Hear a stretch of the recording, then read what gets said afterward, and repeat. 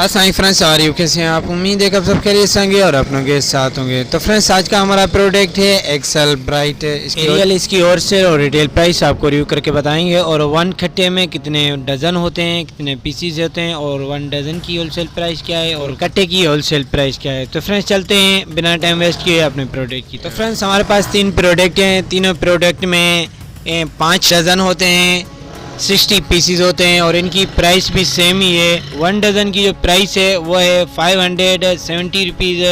Final आपको 565 rupees तक। और इसके कट्टे की बात करें तो इसके कट्टे की जो प्राइस है 2800 रुपीज़ है, 2800 रुपये। Thanks for watching my YouTube channel clear store information daily price की अपडेट के लिए और बेल आइकन जरूर प्रेस करें, बेल आइकन ऑल करें, ताकि जो भी न्यू वीडियो मेरी अपलोड हो आपको नोटिफिकेशन पर पहुँच जाए।